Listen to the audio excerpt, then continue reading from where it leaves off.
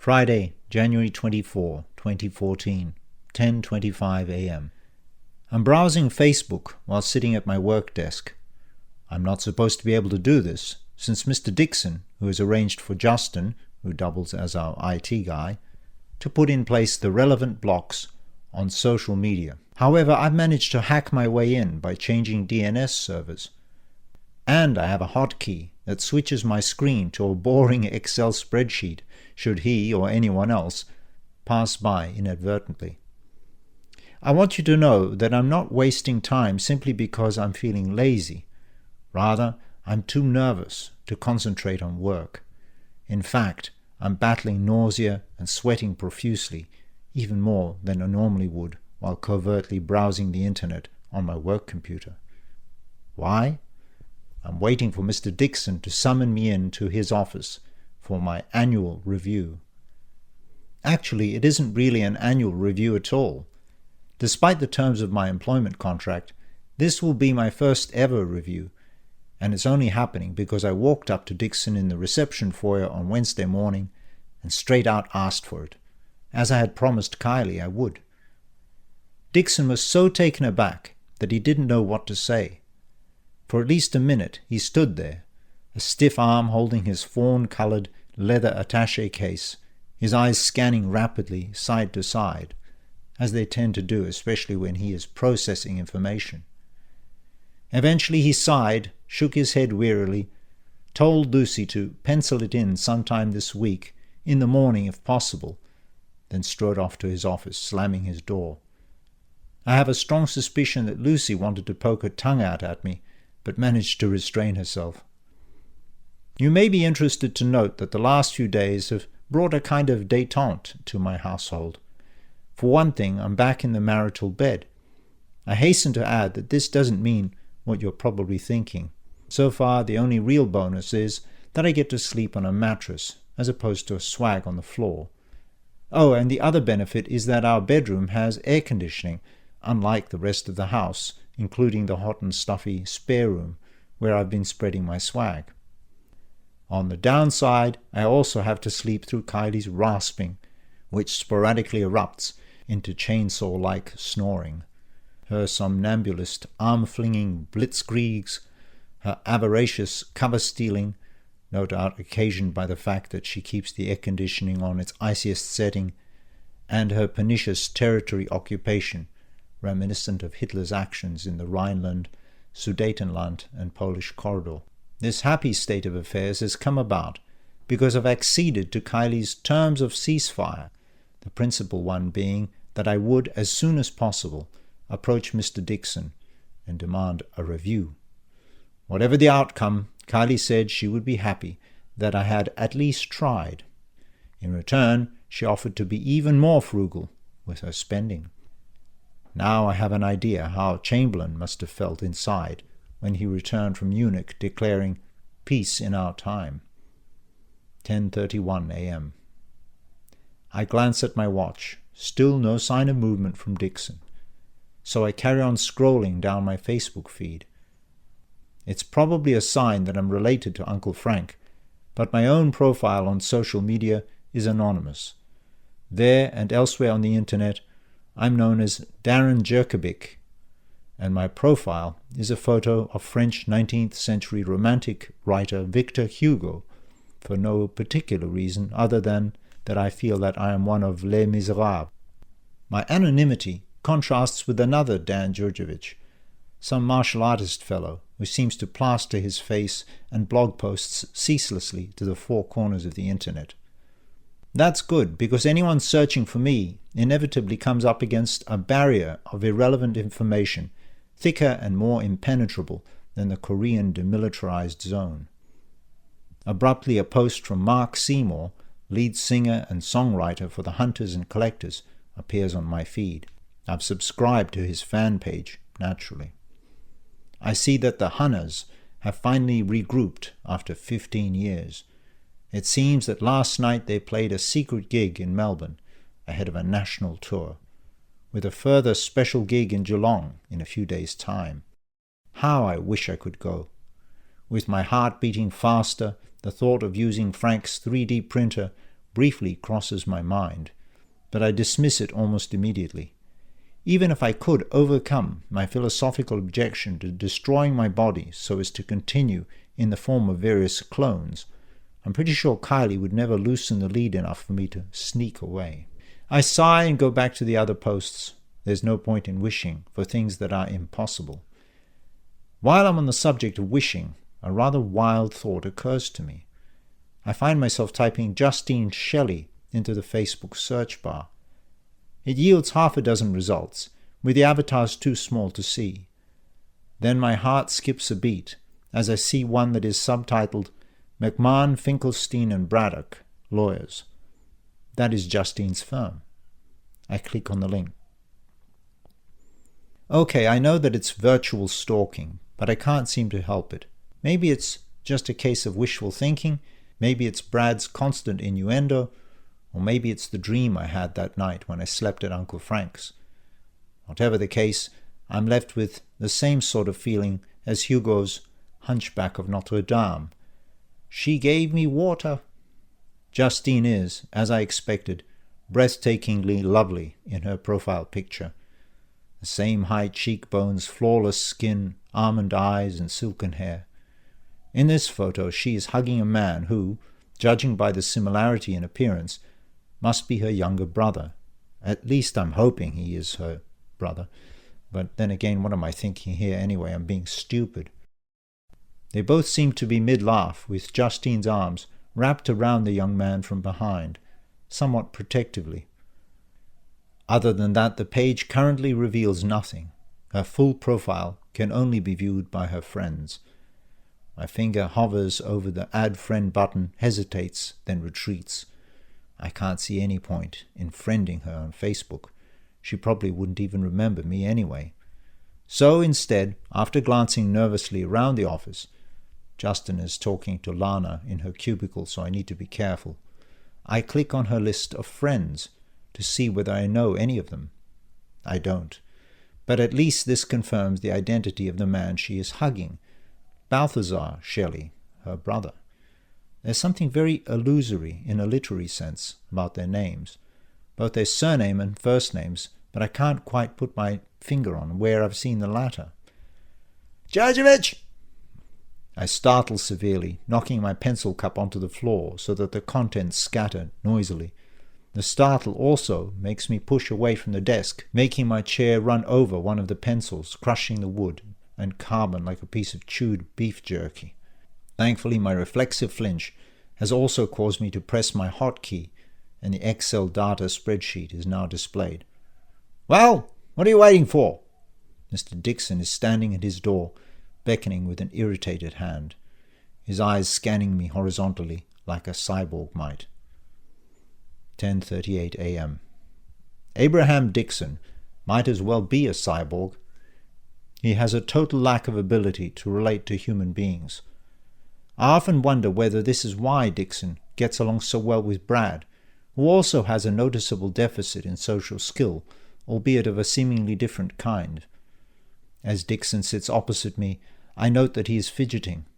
He is a very short, rotund man, with a very red, puffy face and small round spectacles through which his robotic eyes so often flick from side to side. His thinning hair is startlingly white and combed from front to back.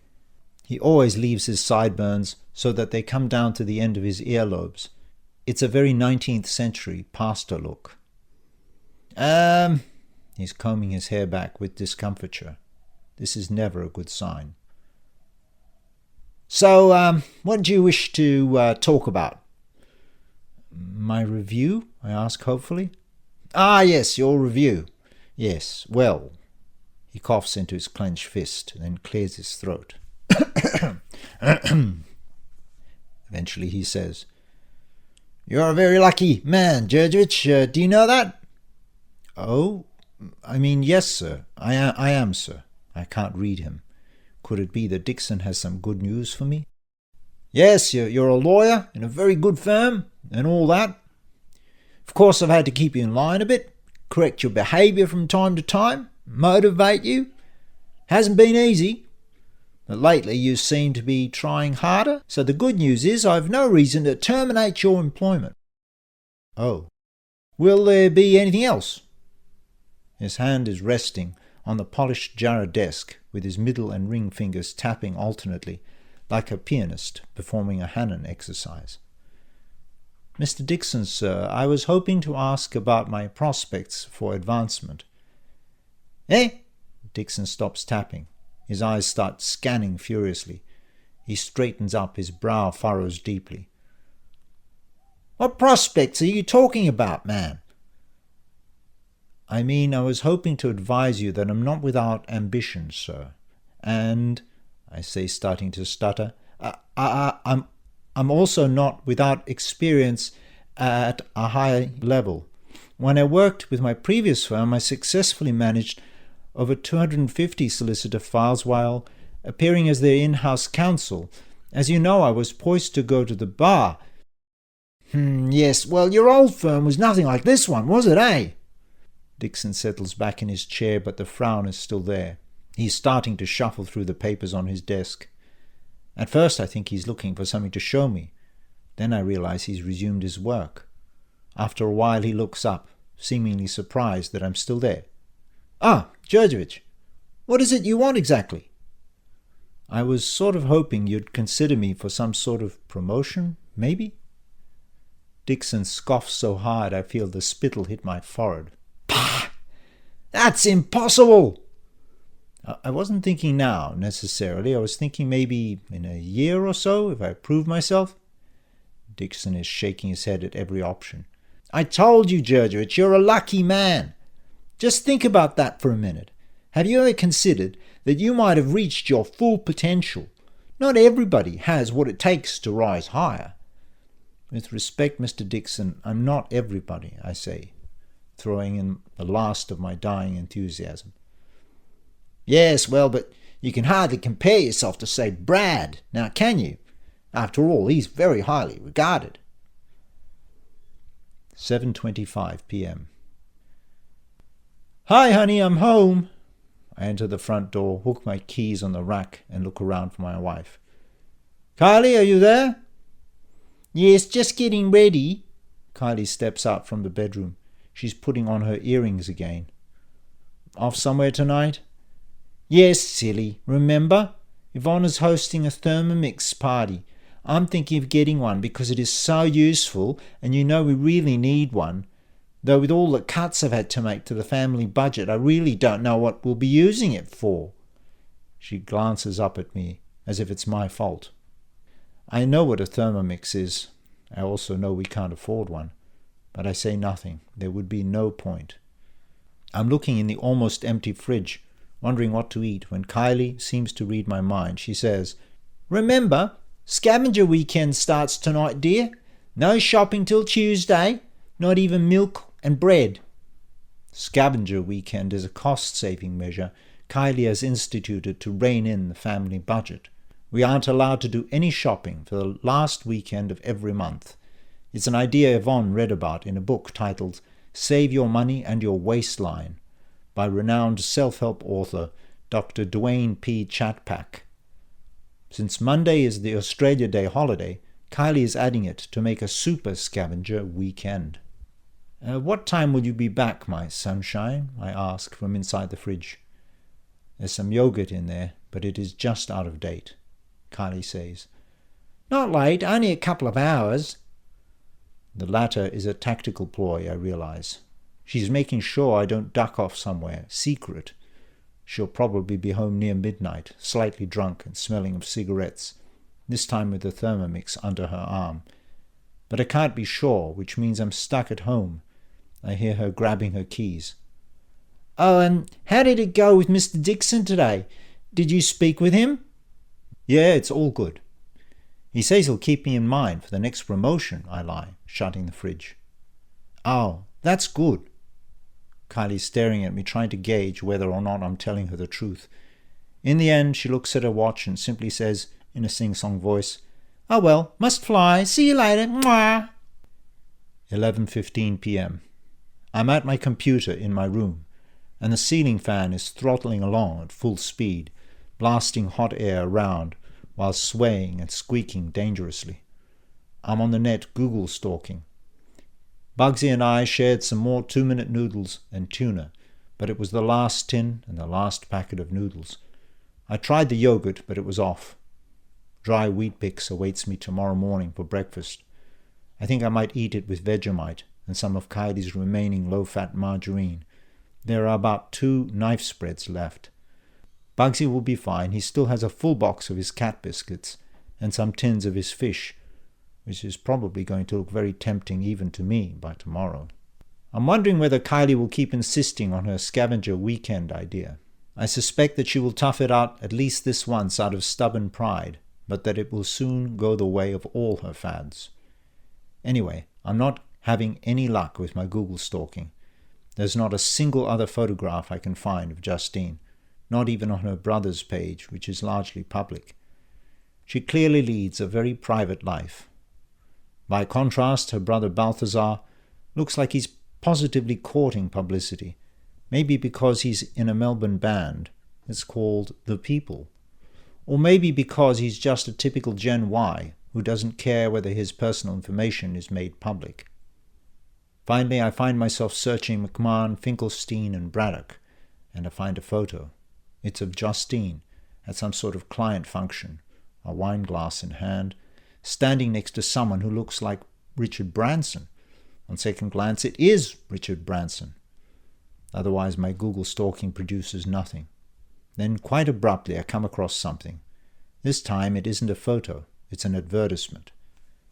McMahon, Finkelstein, and Braddock are looking for a lawyer in my areas of expertise, property and contract law, and of approximately my level of experience.